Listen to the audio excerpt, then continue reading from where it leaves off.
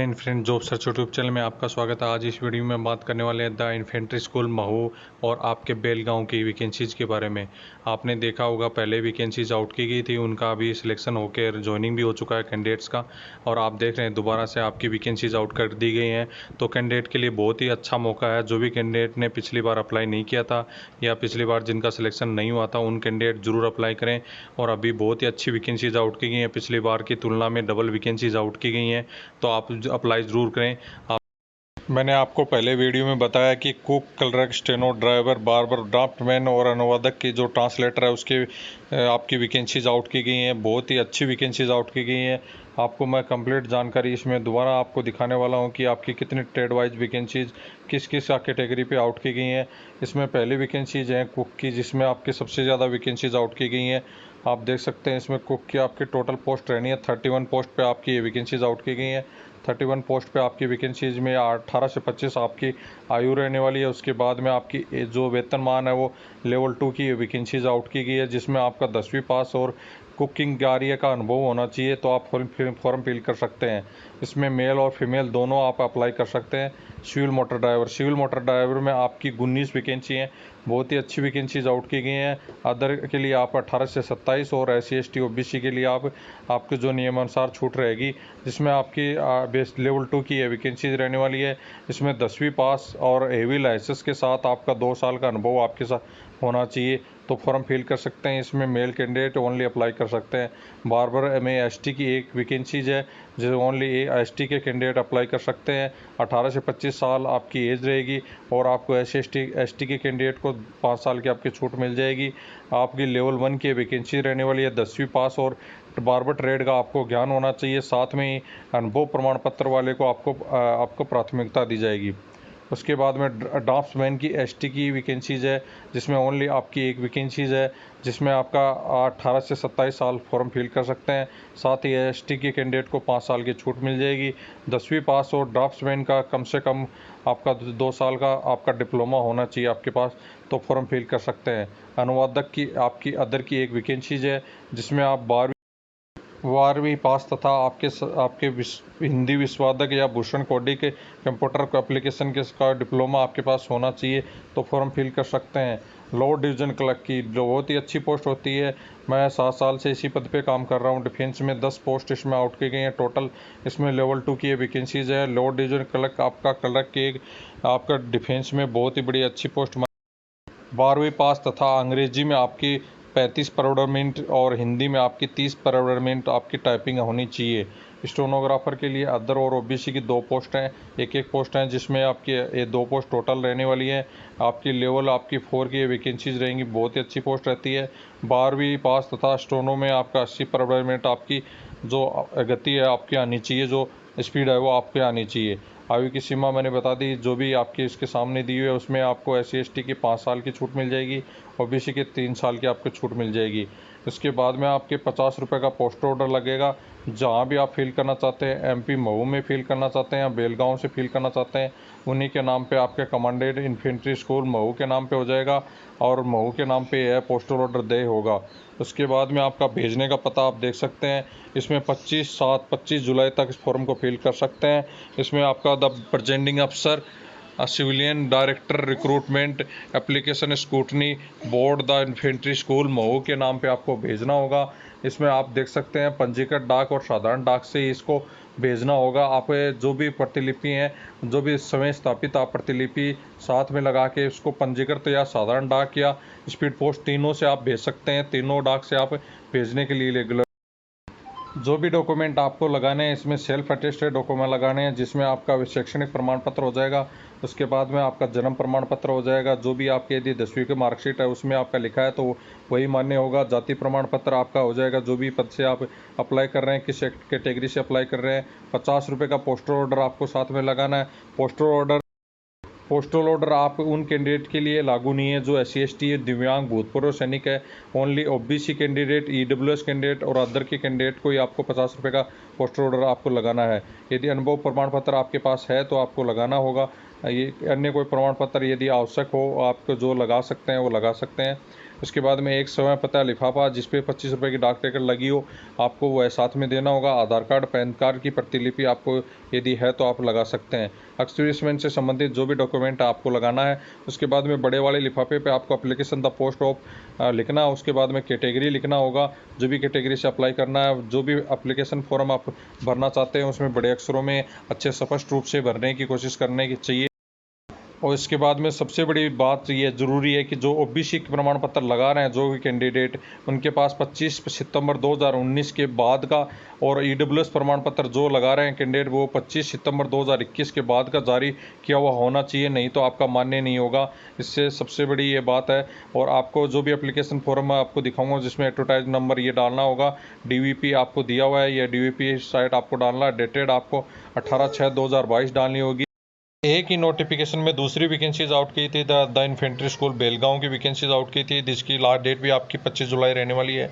आप दोनों form fill कर सकते हैं, लेकिन एग्ज़ाम एक ही दे पाएंगे, क्योंकि जो पिछली एग्ज़ाम हुई थी इन्फेंट्री स्कूल की, दोनों एग्ज़ाम एक ही साथ हुई थी। तो इस बार भी वाजिब है कि आपकी एग्ज़ाम भी एक ही साथ होने वाली है। तो फील कर सकते हैं कि यदि कोलेटर का चांस नहीं हो तो किसी में एक में भी कोलेटर आ सकता है, इसलिए आप दोनों फील कर सकते हैं फॉर्म, अलग अलग कैटेगरी पे दोनों जगह आप फील कर सकते हैं। इससे आपके लिए आपकी जो एडमिट कार्ड आने के चांस ज़्यादा हो जाते हैं। उसमें आप वैकेंसी देख सकते हैं, कुक की, क्लर्क की, स्टेनो, ड्राइवर, बार्बर, ड्राफ्ट्समैन की आपकी वैकेंसी रहने वाली है। एज और क्वालिफिकेशन जो आपकी है वो सेम रहने वाली है। ओनली आपका चेंज होगा, ओनली द जो 50 रुपीज़ का आपका पोस्टल ऑर्डर है वह द कमांडर आप junior leader wing the infantry school Belgaum के नाम पे हो जाएगा, और उसके में जो दे होगा वो आपका बेलगांव नाम पे आपका दे होगा उसमें। उसके बाद में आप जो आवेदन पता भेजने का वो बस ओनली चेंज होगा, जहाँ उसमें हो जाएगा द प्रेजेंटिंग अफसर civilian direct recruitment application scrutiny board junior leader wing the infantry school Belgaum Karnataka के नाम पे ये भेजना होगा। बाकी की जो आपके जो भी डॉक्यूमेंट्स हैं वो सेम आपके इसी के साथ जो आपने पहले ने बताया है उसी के आधार पर आपको डॉक्यूमेंट आपको सेंड करने होंगे। सेल्फ अटेस्टेड सारे डॉक्यूमेंट भेजने होंगे, साथ में आपको 25 रुपये का एक सेल्फ एड्रेस लिफाफा आपको साथ में लगा के आपको भेजना होगा। ये आप इसमें देख सकते हैं 25 रुपये का डाक टिकट लगा हुआ लिफाफा। इसमें वैकेंसीज की मैं आपको कंप्लीट जानकारी अब ट्रेड वाइज दे देता हूँ कि कौन सी ट्रेड में कितनी वैकेंसीज आउट की गई हैं, जिससे कैंडिडेट को फॉर्म फिल में कोई गड़बड़ नहीं हो। कोई कैटेगरी ऐसे कैंडिडेट होते हैं कि अपनी कैटेगरी देखे बिना ही अपना फॉर्म फिल कर देते हैं, जिसकी वजह से उनका एप्लीकेशन फॉर्म रिजेक्ट हो जाता है और उनका एडमिट कार्ड नहीं आता है। तो आप कैटेगरी वाइज अपनी वैकेंसी देखें, उसी आधार पर अपना फॉर्म फिल करें। वैकेंसी ट्रेड वाइज की बात करें तो इसमें आप देख सकते हैं ड्राफ्ट्समैन की आपकी एक वैकेंसी रहने वाली है महू में। आपकी पहले महू स्टेशन की बात कर रहे हैं, जिसमें आपके ड्राफ्ट्समैन की एक वैकेंसी रहेगी। ओनली एसटी कैंडिडेट ही अप्लाई कर सकते हैं, other EWS SC OBC candidate apply न करें, नहीं तो आपका फॉर्म रिजेक्ट हो जाएगा, क्योंकि वैकेंसी ओनली आपकी एसटी कैंडिडेट की एक ही वैकेंसीज है, उसी वैकेंसीज पे आपका फॉर्म अप्लाई कर सकते हैं। उसके बाद में लोअर डिवीजन क्लर्क की, उसमें टोटल 10 पोस्ट हैं, जिसमें अदर की 3 पोस्ट हैं, ईडब्ल्यूएस की 1 पोस्ट है, एससी की 1 पोस्ट है, एसटी की 2 पोस्ट हैं, ओबीसी की 3 पोस्ट हैं। अपनी कैटेगरी वाइज वैकेंसी देख के आप अप्लाई कर सकते हैं। यदि आपकी एज 18 से 25 साल है तो आप किसी भी कैटेगरी में आप अप्लाई कर सकते हैं। इससे यदि आप लेकिन आपकी एज 25 साल से ऊपर है तो आप अपनी कैटेगरी के हिसाब से ही फॉर्म फिल करें, नहीं तो आपका फॉर्म रिजेक्ट हो जाएगा।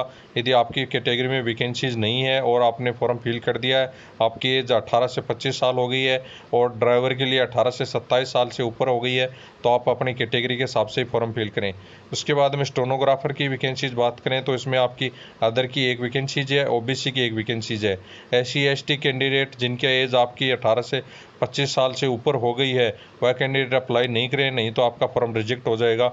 उसके बाद में सिविल मोटर ड्राइवर की 19 वैकेंसी है टोटल, जिसमें अदर की 5 वैकेंसी, ईडब्ल्यूएस की 2 वैकेंसी, एससी की 3 वैकेंसी, एसटी की 4 वैकेंसी, ओबीसी की 5 वैकेंसी।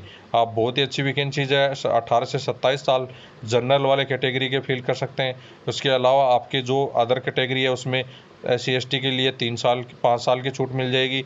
ओबीसी के लिए आपको 3 साल की छूट मिलने के बाद में आप अप्लाई कर सकते हैं।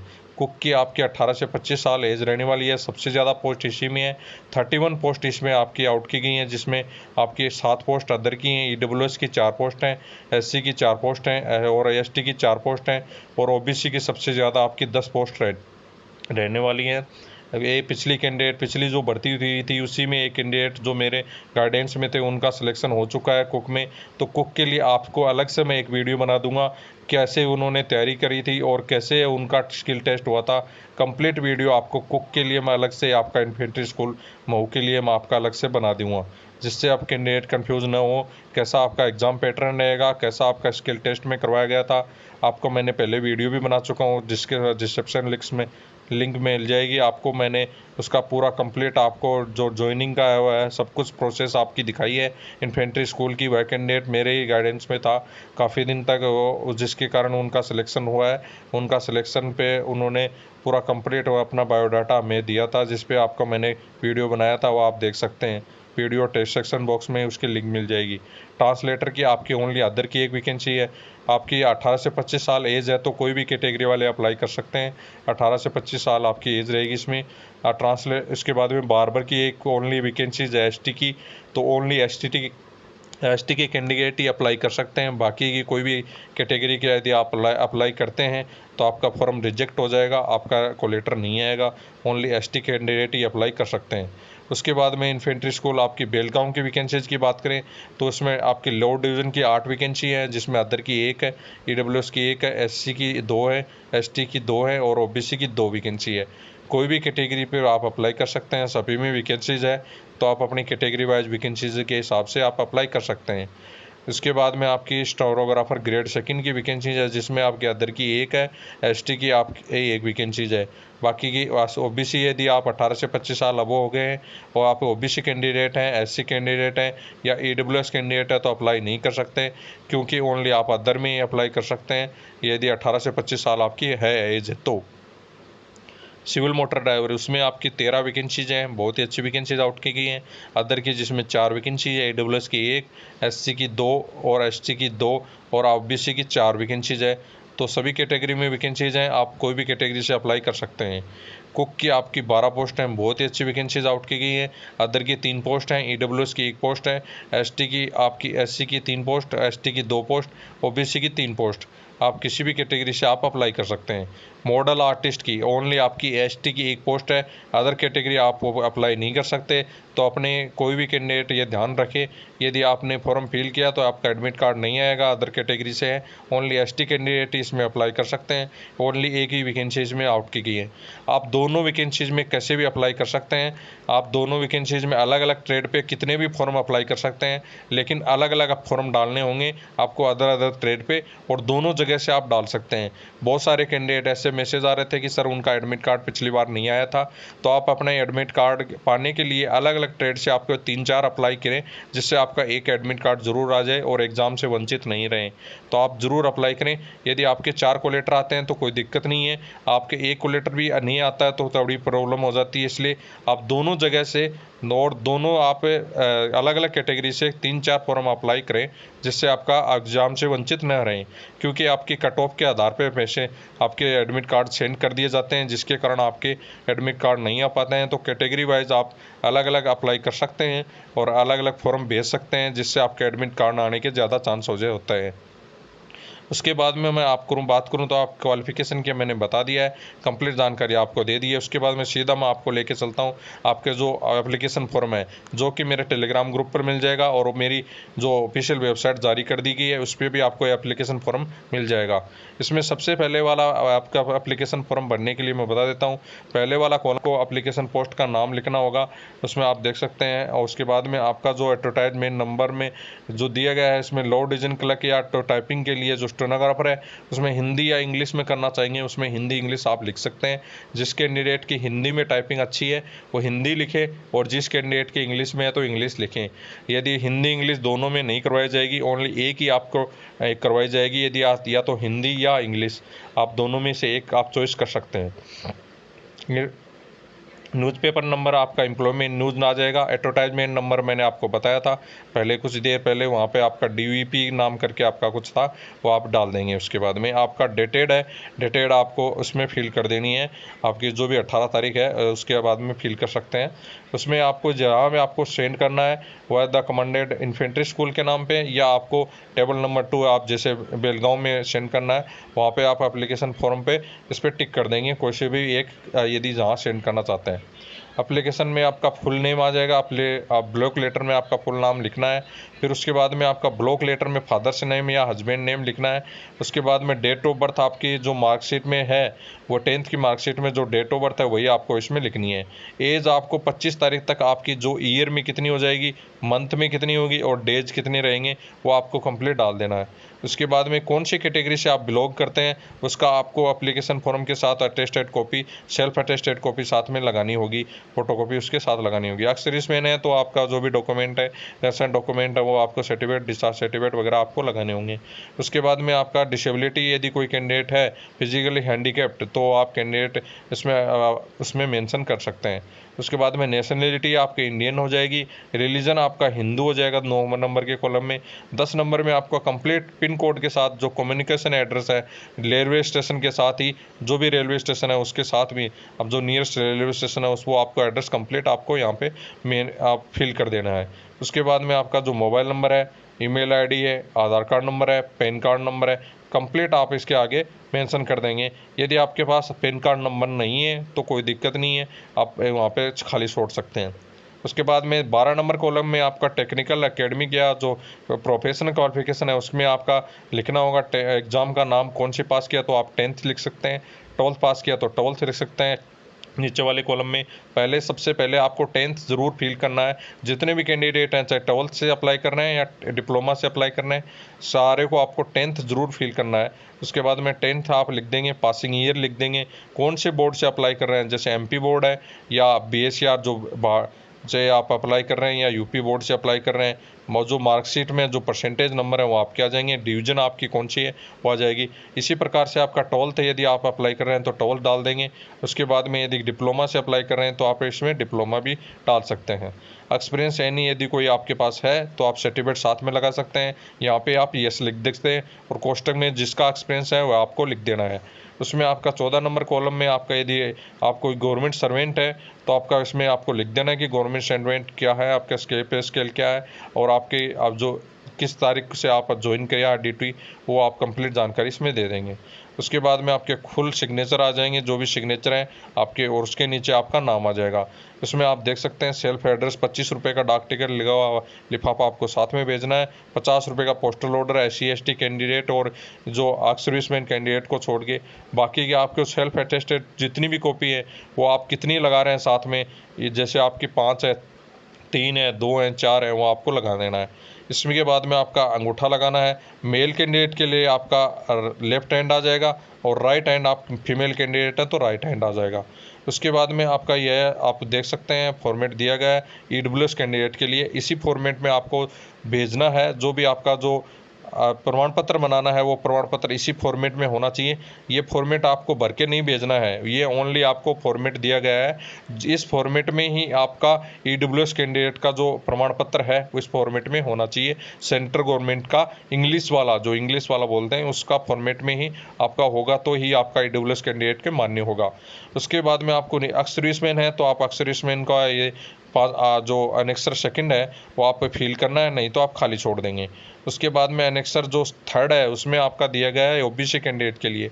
ये OBC कैंडिडेट हैं तो ही आपको फिल करना है, नहीं तो आपको फिल करने की ज़रूरत नहीं है। इसमें आई आपका खुद का नेम आ जाएगा। उसके बाद में आप यदि डॉटर हैं, सन है या वाइफ है किसी की, वो श्री आपका उसका नाम आपको फिल कर देना है।